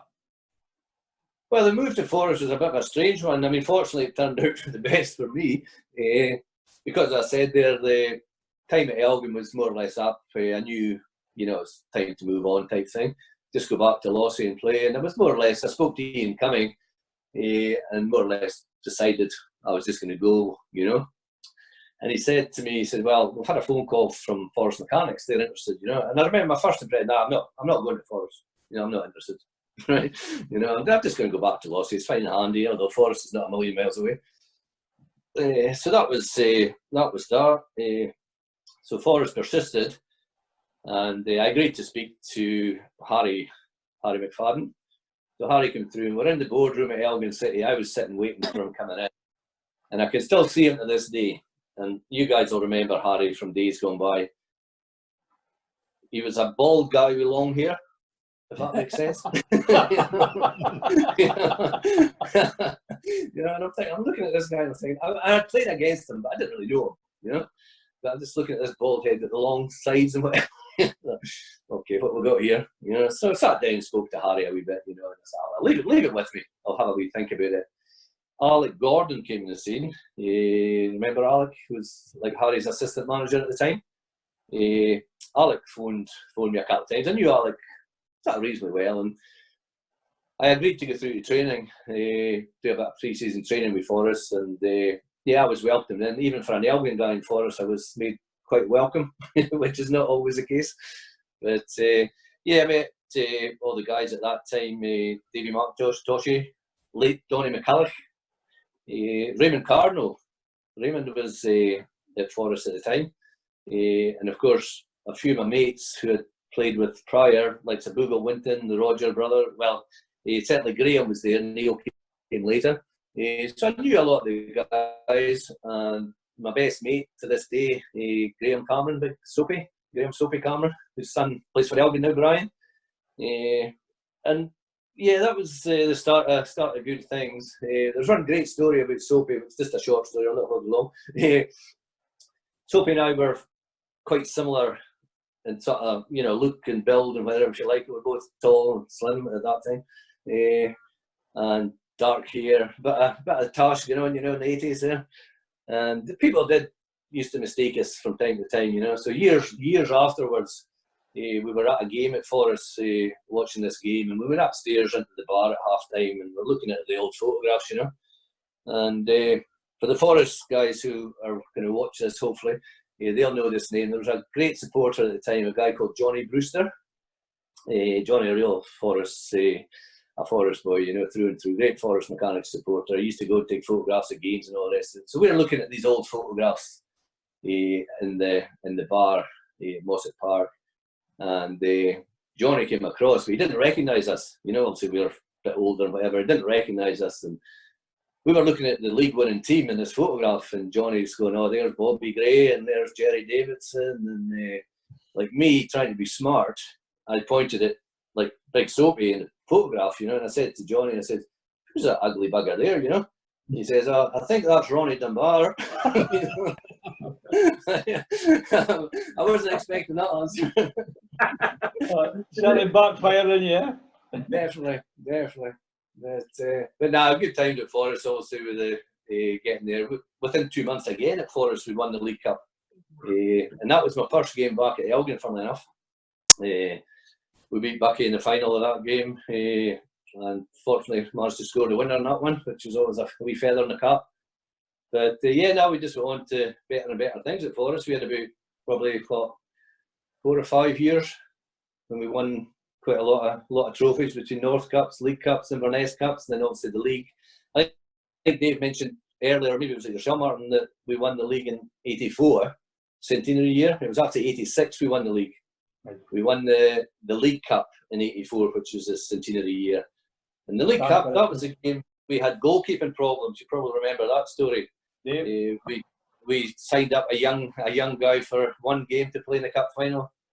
A guy by the name of Bobby Clark, ex-Aberdeen and Scotland goalkeeper.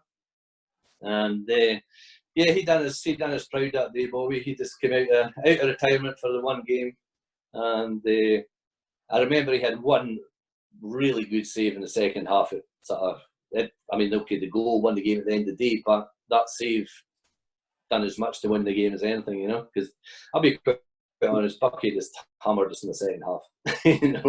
We were 1-0 up at half time, and Bucky did turn the screw a bit in the second half, but Bobby stood up, and he done his job that day.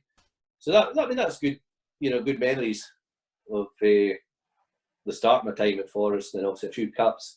Then the league winning team of '86 was just again. Nobody could really imagine Forest winning the league, And we had a decent group of players. No one outstanding. I mean, Perley came later on in the season. I think he only played about 10 or 11 games that league winning season, Perley. But it didn't make a difference. There's no doubt about that. But yeah, I mean, the guys that were there already, like, just good, honest guys, put in a good shift every week. And yeah, we lost 3 games in the whole season. So at the end of the day, I think it was pretty well deserved, you know. And I remember I've still got the film of that game on DVD somewhere, which the game itself's not the best, to be honest, but the atmosphere around the ground that night was just terrific. It wasn't played on a Saturday, Ronnie, was it? It was a Friday night. Yeah. Oh my goodness. Forest Mechanics playing a league winning fixture Friday night. Yeah, there's a story there somewhere, isn't there? Well, maybe we won't go there. Dave, if you remember, I was there that night. It was a fantastic atmosphere. You could see how much it meant to the Forest fans and the community. I presume you've been there that night. I wasn't, Martin. I was working down south, actually. I was working down south.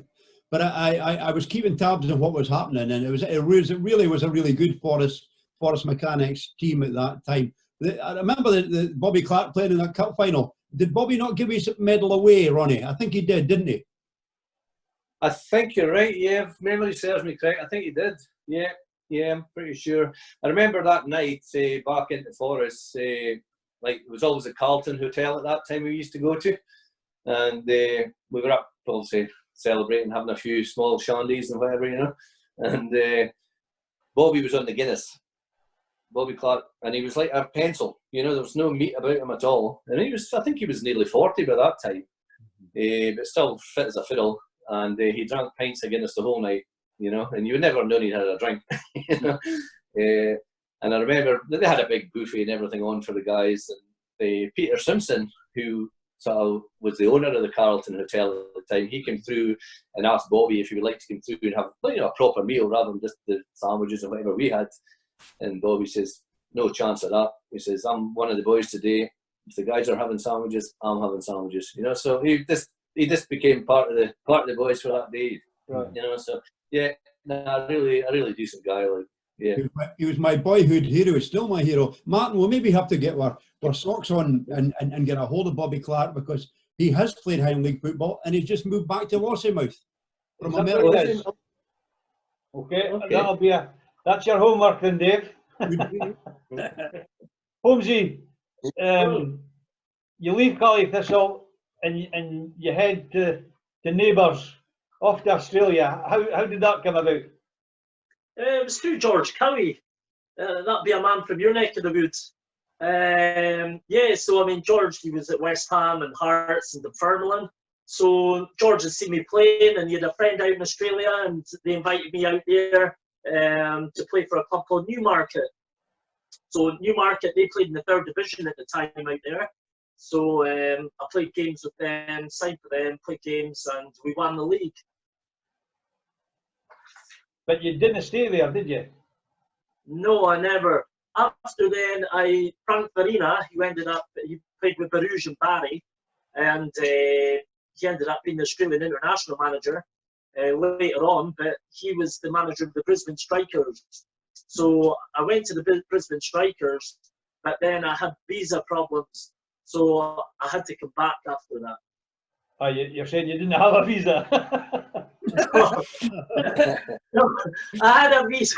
I did have a visa, but at the time, I mean, there were certain criteria. There were certain criteria at the time that the club had to meet, and to be honest, what the government were wanting off them, it just didn't meet the criteria. So it scuppered everything over there, you know.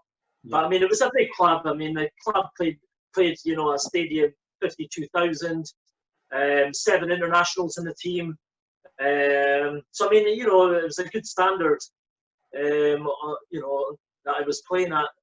And then, but then after that, I signed for a club called Kapalaba, who were Kapalaba. They played in the 2nd division. See, the Brisbane Strikers at the time, they were in the top national league. So you had to meet this certain criteria. It's like the equivalent of the A-League now. So you had to meet a certain criteria to play in that league, you know, like a marquee sort of player. Yeah. So I ended up playing under a man called Alan Prentice that played for Hamilton. He was a manager out there, so I ended up playing there. So I had a great time out in Australia. It was really good, but unfortunately, you know, the main club, the Brisbane Strikers, that was my main aim, because I was living in Brisbane at the time. That was my main aim to the club to play for, you know. But unfortunately, in the end, it never worked out. So I headed back to Scotland because I had like a football agent. So his name was Jake Duncan, and he was like Wham's music promoter. You couldn't make it up. I know Jake. Oh dear. We've dealt with Jake on a few occasions. Yeah, yeah. Yeah. So you'll know his background. So yeah. It's Little Mix he's dealing with now. Is that right? Yeah. Did you not?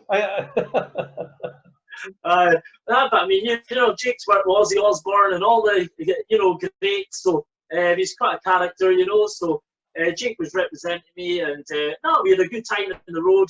I came back from Australia. I went on trial with Dunfermline under Dick Campbell. My school friend Mark McCulloch, he was there at the time. So I went to trial with them, and I was there maybe 2-3 days in trial. Then they were preparing for a game. They said, "Oh, come back the next week." So I had a couple of days a few days just to wait to go back to Dunfermline. But Jake says, "Come on, we'll whip you over to Dundee." And I went over to Dundee, and then went to trial there. Went to trial with a few clubs. Did you sit on the bench with somebody I know pretty well at Dundee? Who's that now? Was Jim McInally on the bench with you? Oh well, Jim McInally actually, yes. Well, no, Jim McInally. We were put in the like there was a first team dressing room and the dressing room next to it, like, you know, the home and away. Yeah. So we were in the away one, getting changed, and I was then playing a closed doors match against Dunfermline. But I'm panicking because obviously I'm supposed to be playing, like, going back to Dunfermline on trial. So all I'm thinking is, oh my God, Dick's going to see me, you know, because this was the following week, you know, and I was supposed to go, but then they arranged like a closed doors match to play in. But then Dundee, Jim Duffy was the manager at the time, and he says, "Oh, I want you to play in this game," and that, you know. So I've been training for a few days with them. So he says, "Oh, we've arranged the game against Dunfermline next week, so I want you to play in this match." So I says, "All right." And I just didn't know what to do, but I ended up, I played the game anyway, but Dick, put it this way, Dick wasn't that pleased that he saw me at Dundee, you know. So that sort of scuppered things at Dunfermline, because I played, on the trial match I played with Dunfermline, I scored, you know, and I scored the Dundee match Q against Dunfermline. So you can imagine he wasn't happy, like, you know. And then after that, I wasn't offered a deal at Dundee. And then I went to Stirling Albion. Kevin Drinkle, he took me to Stirling Albion, and then Keenan signing me, him and Ray Stewart. Then Kevin Drinkle then got, I think he left the club. Then Ray Stewart took over, but then he says that, you know, my agent was looking for too much money, blah blah blah. So that deal never materialised. Then I went to Falkirk under Eamon Bannon and Walter Kidd. George Colston, he was the chairman then, and I signed a short-term contract with Falkirk. So yeah, I mean, but Falkirk was like a revolving door for me, you know. The ink hadn't even dried, and I was out that door, you know. So, but the goalposts have moved in terms of the contract. So I left the club, you know, under my own. You know, that's just what I did. I just left the club, and then I went on trial with St Mirren. Sergei Bokacha, he was involved at St Mirren then. So Sergei got in touch because, you know, he was with me. I was with him at Cali Thistle, and Cali Thistle used to call me the Brazilian, because I used to take my football training from my house, and he would see me. He'd be in the car with Elena and young Sergei, passing, and you'd see me doing keepy-ups all the way down, down the road of Telford Street, which is, a long road. You'd see me doing the keepy-ups on the way to training, and and just football was just, I had such a passion for it, and he saw that, and I had many good chats with Sergei. It's a very good influence for me, a really lovely man, and he asked me to come to St Mirren, and I played up front with Jerry Creaney. We played Liverpool's doors match, and John Robertson actually, he was at Livingston at the time. He was on the bench that day, and first 20 minutes, I thought, God, I did really, really well, and then but I jaded. I knew when I played bad, I knew when I played good. I was my own worst critic, and I didn't think that I played well, and I was a wee bit embarrassed after the game, and I thought, oh God, I thought I'd let myself down, and so I just left straight after the game, and then by the time I got home, they were like, "Where have you gone? We're really interested in you," and that, but I just felt I let myself down, and by then I'd sort of, after all the trials and stuff, and what's happened at Falkirk and that, I'd sort of maybe lost interest just a wee bit of the travelling and the road, and I just felt that I just maybe wanted to be back home then, and just play football at home, and About a wee tester to the fans on Twitter. We were asking them why was Mark Holmes unable to participate in a trial match with Heart of Midlothian? Now there was that's another story there, Martin. Well, you liked it. You liked the lightness. Well, Jim Jeffries, he was a manager of Hearts at the time. He was keen to have a look at me, and I mean, I didn't drink, Martin. Back then, I wasn't a drinker. I don't hardly drink now, but back then, football was just, that's what I wanted to do, and I didn't drink. I always kept myself in good shape. So what happened was, I was out with my mates on a Saturday night. I'm due in at Hearts on the Tuesday it was. So I was out with my mates. I ended up dancing stupidly in a podium. Okay, and I looked down, and here I see is the one and only Mike Fridge looking up at me from the dance floor, shaking his head like this, and my other mate is Cali Thistle. He's in the other podium, so we're dancing away. Next minute, took my eye off the little bit that we're in, and there was a wee bit that people used to climb in and out of, people be grabbing your leg to try and get out of it, and that, so they could get in. So anyway, I'm feeling a little tug of the leg and that, so still dancing away, and then I slipped, because people are dancing, it's a wee bit slippy and that, so I slipped and I fell through one leg through the podium, like I absolutely clattered myself. So don't forget, I'm due in at Hearts on the Tuesday. So what happened was my leg, I woke up the next day and like, oh my God, I could not move my right leg. It was an absolute agony. As the bruising came out, it covered my whole thigh.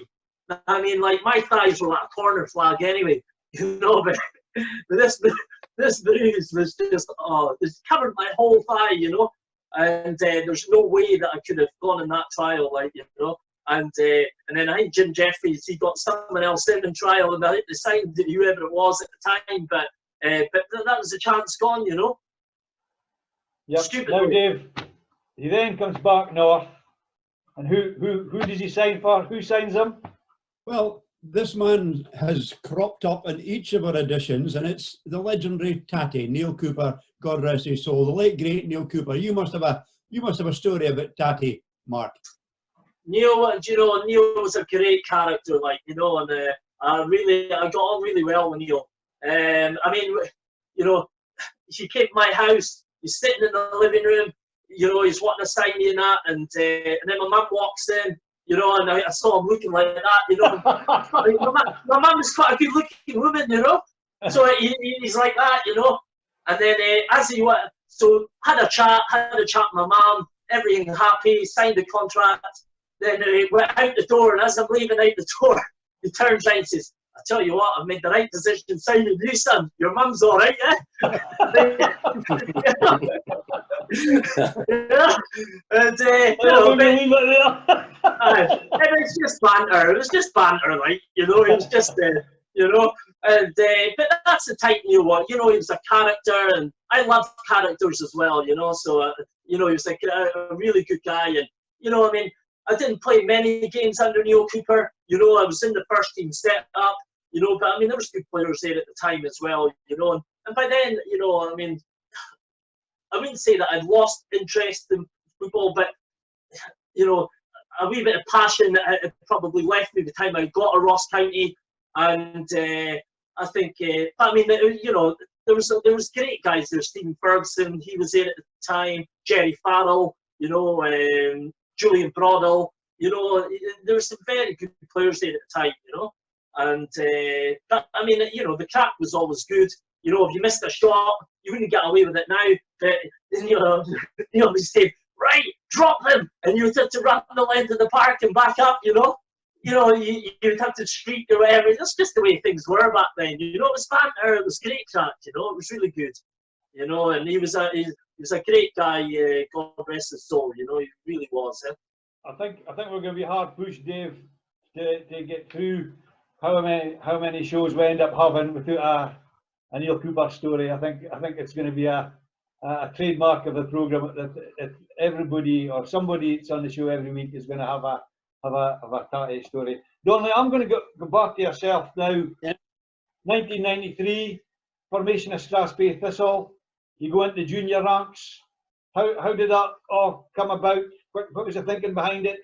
It was just the strength of the as I said before, I mentioned before, the strength of the welfare league up here at the time, Martin. There were some really good players, and you know, everybody had a meetings about it and decided, well, let's have a bang at the junior league, you know, and we made a contact with Jack Whitehead, and obviously we had to go through the rigmarole of approaching them and you know, applying and what have you. And we were obviously in 1993 we were accepted, so it was really, and as I said, there was a lot of good players. But then you're going from welfare league up to Highland League to the North Junior League, and it was a wee bit of struggle for us to start with. You know, we didn't, you know, the players were hard. There was plenty of enthusiasm and that, but you need more than that. And the Junior League was quite good at that time as well.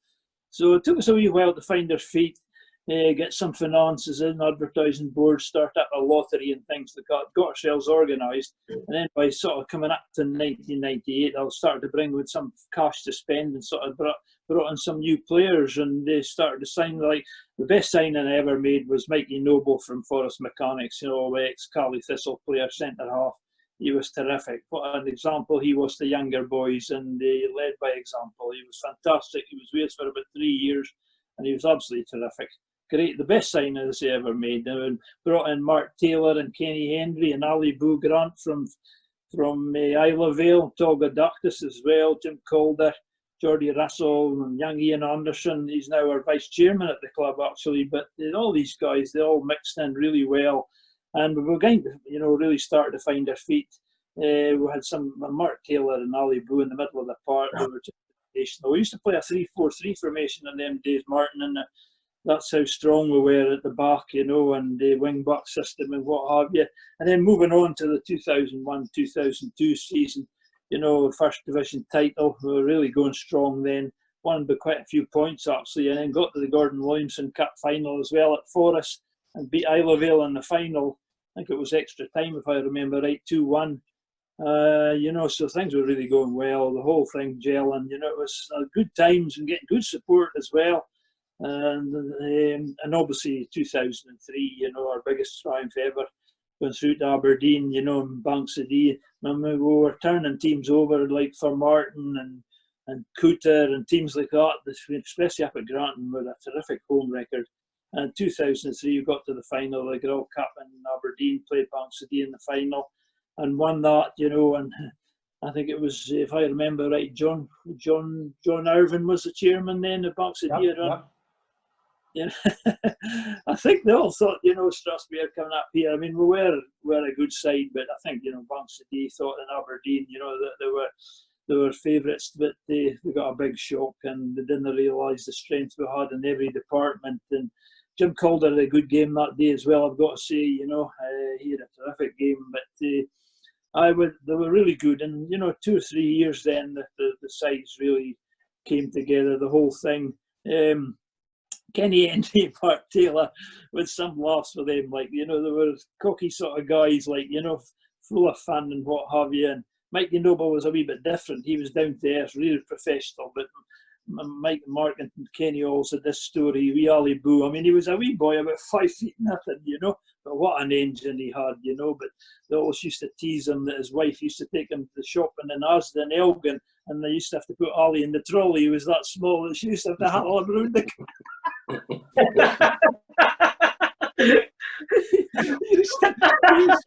And Ali didn't like that. He didn't like that at all. You know, and then you go in the house sometimes with Mark and Kenny always brought the story up, especially the night in Aberdeen, you know, his wife used to put him in the trolley and haul him round Asda to do the shopping. God, that was funny. But what a player he was. Worked with the Hydro Board and Keith, I think it was, but he was with us for about 2.5, 3 years as well.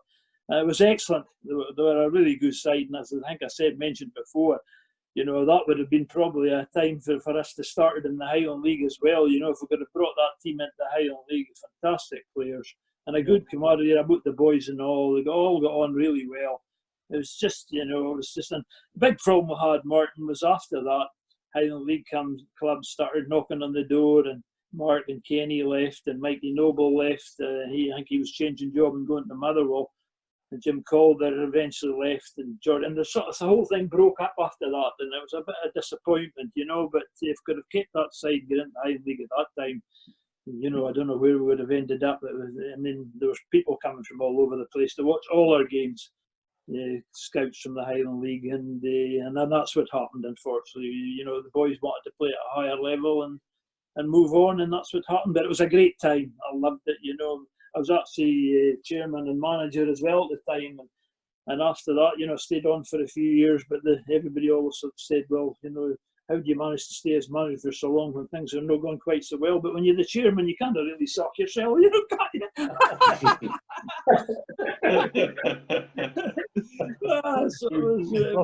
Talking of management, Donnelly, Ronnie, you spend 8 seasons at Forest. You have a brief spell at Lossy, and then you go to Nairn as player assistant manager. Yeah, that was how should I put it? Not one of my better moves, put it that way. But I mean, the worst thing ever for me was leaving Forest when I did. Things were changing. Harry McFadden got the boot. I don't know if you remember the story. It was Maybe David liked this. What happened to the management there? Can you remember, Dave? I don't remember. I remember meeting up with Harry McFadden in Cyprus. I was on holiday in Cyprus, and we met up with Harry and Margaret, and we touched on that. But with too much Retsina, I think was the thing we were drinking that night, and it's all gone into a bit of a haze. But did you notice Ronnie Dunbar made a master stroke there? A master tactical move by moving Donnelly to the left wing. Mark Holmes to the right wing. Another screens here, guys. There's been it's a bit like Celebrity Squares. There's been a reshuffle. So we've got Donnelly and Holmesy leading the attack now. Hi, Ronnie. I interrupted, but obviously it was. Yeah, things changed a lot at Forest pretty quickly. Actually, we had a good run, and there's a guy I'd just like to mention before we go too far on this one. I mentioned earlier about characters and whatever in the game, and to me, one of the best characters I ever came across in the High League, and you all know who I'm talking about here, is a guy called Brian Minty. Now, the Mint. He's another really happy guy. The Mint, as he was known, like, was just something else. You know, he was just a cracking guy all around, but not the best dressed guy in the world, to be honest. He's one of these.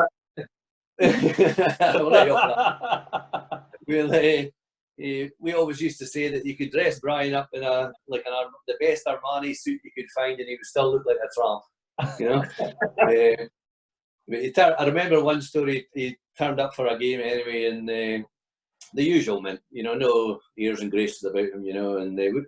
And another thing which I didn't like about Forest, which you'll all remember probably, is the brown blazers that we had to wear. They were bloody horrible, but never mind. So the mint appeared one day in this blazer, and it's covered in drink stains from the week before and whatever, and carrying on. And not like a sort of professional footballer, if you like, you know. And some of the boys said to him, like, Mint, what kind of state's up to come to a game in, you know? He says, we're here for a football match, not a bloody fashion show.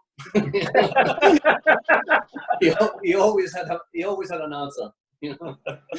But no, one of the best guys ever, you know. So yeah, so no, getting back to leaving Forest, things were changing. Harry had gone.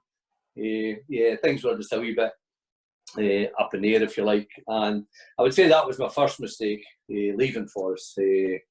Looking back, it was one of those things that I did at the time and probably regretted after. But I went to a Lossy team who were pretty good, actually. They had Freezy Kellis was manager. They had a good team. Ivor Curry in goals, Ian Stewart up front. Stevie Q, Drew Ross, guys that I played with in youth teams and whatever. So yeah, all in all, they had quite a good team. And I only stayed 3 months when Harry came calling. He had taken the manager's job at Nairn and asked me if I would go and help him out and be assistant manager, like player assistant manager, which I wasn't really keen on. But again, Harry talked me around, and probably to help out a mate, I took him up on his offer. But again, no disrespect to Nairn County because they're a great wee club. But at the time, it was just the wrong thing for me to do. I had a few issues going on elsewhere, and I didn't really help the club, you know, as much as I should have done, and what I was brought there to do. We had a lot of young guys in the team at that time. I think they were almost in liquidation, or almost out of business at the time, so there's no real funds there to get players. We had a lot of young guys there, you know, so it was a difficult time all in all, and trying to play as well didn't help me. And I played up front most days, and of course Harry decided to play me at centre half, which didn't help me because I wasn't the quickest across the ground. But and you're playing against some of these quick strikers, it was hard going at times. But one game we were a bit short of players down at Fraserburgh, and with no left back. So Harry threw me in at left back, and I got nutmegged about half a dozen times in the first 20 minutes by a guy called Scott Murray, who I think a week later signed for Aston Villa. So I didn't feel too bad after he went to Aston Villa, but honestly, Harry hooked me at half time of that game. I was never so glad to get off the football pitch in all my life.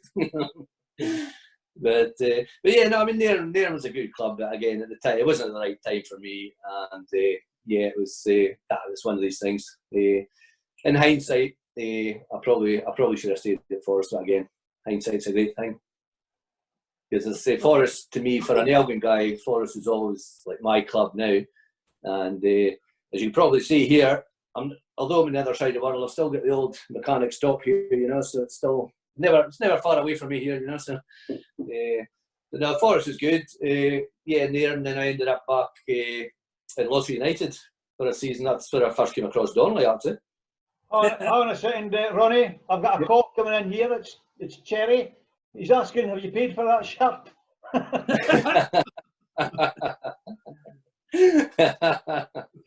Yeah, well, talking about names there, you mentioned Cherry Fraser, the chairman at Forest at the time. Just a total gent, you know, one of the nicest guys I've met in my life.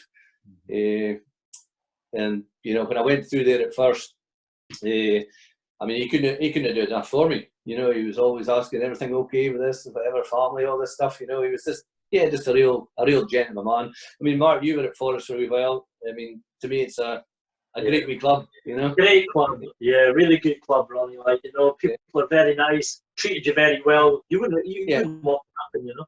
Yeah. Yeah, well, that's it. And I think it tells a story now that, you know, certainly since my time and over the last maybe 10, 15 years, the amount of guys who are getting sort of benefit games, testimonial games, out of Forest, because they've went there themselves, you know.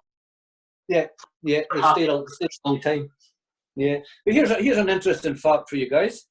I just saw the other day that I think it's 8 years round about now that Forest won the league for the second time.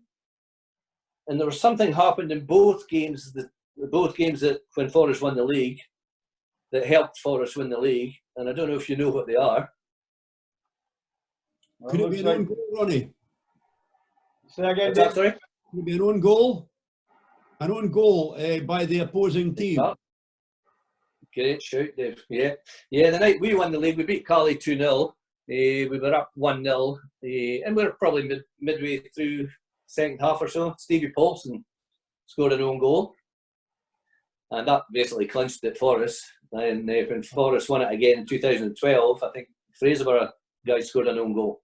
Yeah, so we had both times with a wee helping hand there. But I'll remind Stevie about that one. he did that for me. Yeah. I'm glad we didn't mention that one to Billy Gordon, who was with us last week, because Billy, I remember that one. I think it might have been Derek Milne. I'm not sure. I think it maybe was. And it just went past Billy Gordon. He just looked at it and he thought, oh, that was it, 1-0, and that was that one Forest League. Yeah. Sometimes, Yeah, well, I was sometimes out you need here. that luck of the green, rub of the green as well to win leagues. Yeah. Yeah. Can I, Sorry, Martin. Can I ask Donnelly something? I know Yeah. time is marching on, but Donnelly, I was there that historic night in the social club in Lossiemouth when you entered into the Highland League, or you were voted into the Highland League, and I warmly shook your hand that night. What a wonderful evening it was, Donnelly, and what an achievement. It was, obviously we were asked to apply. The Highland League wanted to take the number of teams up from 15 to 18, and they asked us if we were interested. Obviously we were at the time, so we put in our application, and I've got to say a young lady who's no longer with us, Mary McCafferty, she was a big help. She's a member of the National Park. She did a lot of work behind the scenes for us to put our application forward. And we were voted in. We were actually second in the vote. Tariff were first. I think they beat us by about 2 votes, and their Shells, and then for Martin, and then unfortunately Bankside missed out. I think they were a wee bit overconfident, Bankside, at the time when they went to, they put their portfolio and that forward in front of the committee and that, and didn't do much work at all. And whereas Mary had put obviously the local community and all this, explained all that to the people that was judging the thing, and I think that really took their mind, and that's what they wanted to hear. And we were obviously going to be a community-oriented club and try and bring on football in the Strathspey and Bainbridge area. So obviously that's why things worked out for us. As I say, Bankside missed out and maybe just a wee bit more overconfident. But yeah, it was a really great time for us, And obviously, as you know yourself, after that, the tactical stuff came in about with the voting. There was obviously a lot of the Aberdeenshire teams didn't want the Bankside to come in because they would be taking players from all that area. I think there was a bit of that in it as well, I've got to say, Dave. I'm not too sure, but we got the feeling there. But certainly Mary McCafferty was a big help to us, and likes of Tariff and for Martin coming in as well. And if Bankside come in, there'll be a lot of teams coming from the east side of the country, and I think that backfired a wee bit of them as well, So, but yeah, no, we were chuffed to bits, very successful, and it was a great time for the club, Dave. But you did things slightly differently, Donnelly. You didn't spend a fortune on the team, on the pitch.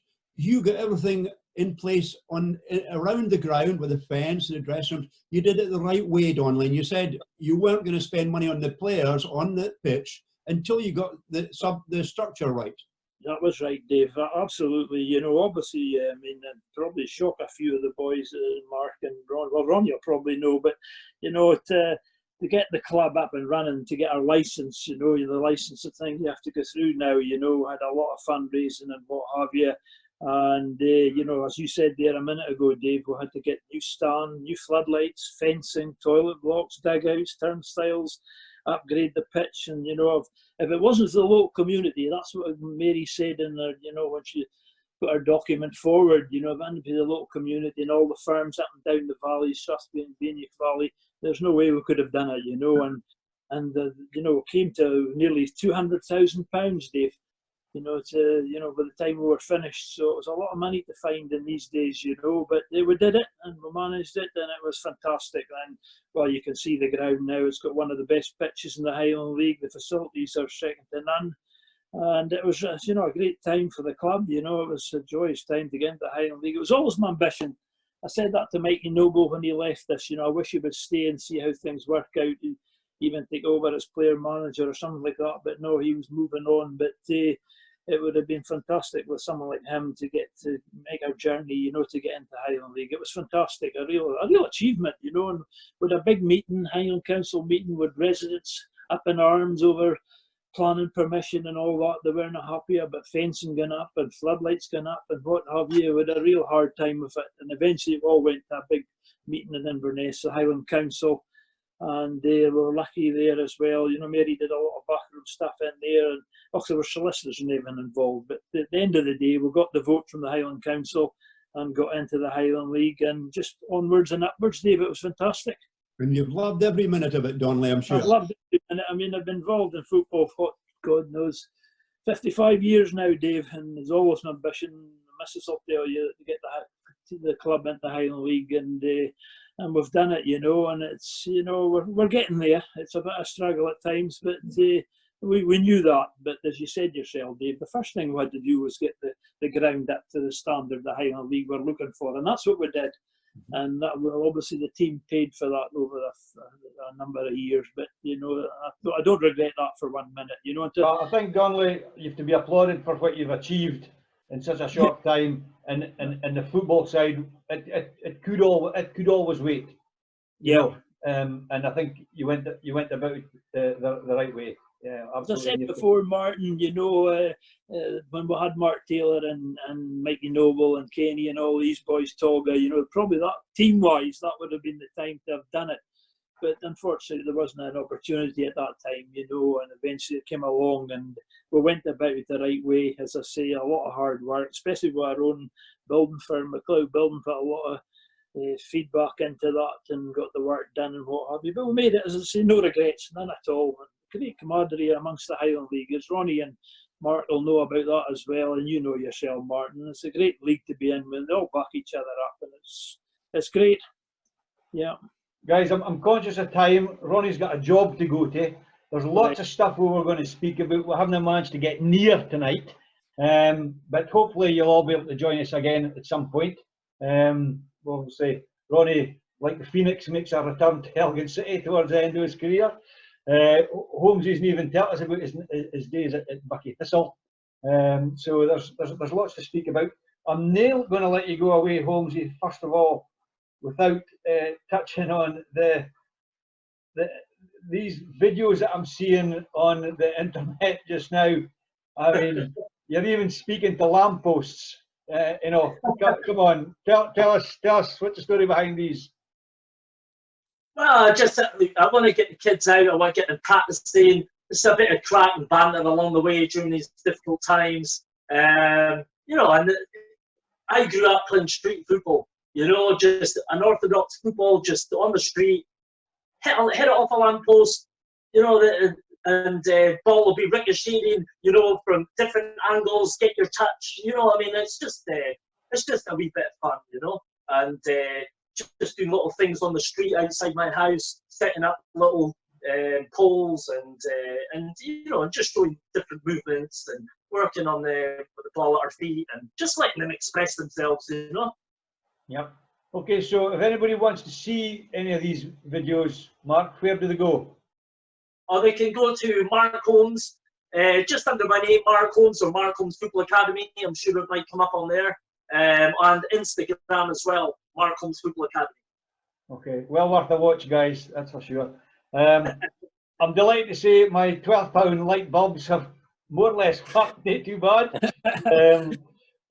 No idea why there was a reshuffle halfway through. Guys, it's been absolutely fantastic. We'll let it run a wee bit longer again this week, but purely because obviously we're linking up with the other side of the world. I think the sun's up now, Ronnie. Yeah, nearly time to go to work. It's been brilliant having you all on, Donnelly. It's been fantastic. Mark still doesn't ken a decent ship when he sees one. But there you have it. Folks, next week we'll have a distinct Murrayshire feel to the show. We'll have a giant of a character as one guest, a former Elgin City favourite, another Elgin City favourite, and someone who's known in Murrayshire quite simply as the referee. Gentlemen, it's been wonderful having you. Dave, you got a comment? Martin, before we go, if anybody got any ideas about Jim Walker's question at the start of the programme, the oldest Highland League manager, who would vote for Charlie Duncan? Hands up if you vote for Charlie Duncan. Can't think of anyone else, Dave. I would say how Rob Mulheron? He just looks old. He just looks old. I suspect you will possibly pay for that, Dave, on a later show. So we got Charlie. Well, I mean, Charlie Duncan was at Fraserburgh for 100 years, so he's a candidate. But no doubt, as we speak, there'll be people scourging through the internet and the archives. Somebody there will know. So if you let us know, I'm at Fit by Geek. Dave's at Dave the Save. So let us ken. It'll be fantastic, and we'll pass on to everybody else. Gents, it's been fantastic having you on the show. To everybody else at home, keep safe, and we'll see you next week. Thank you. Really enjoyed it. Thanks. Thank you.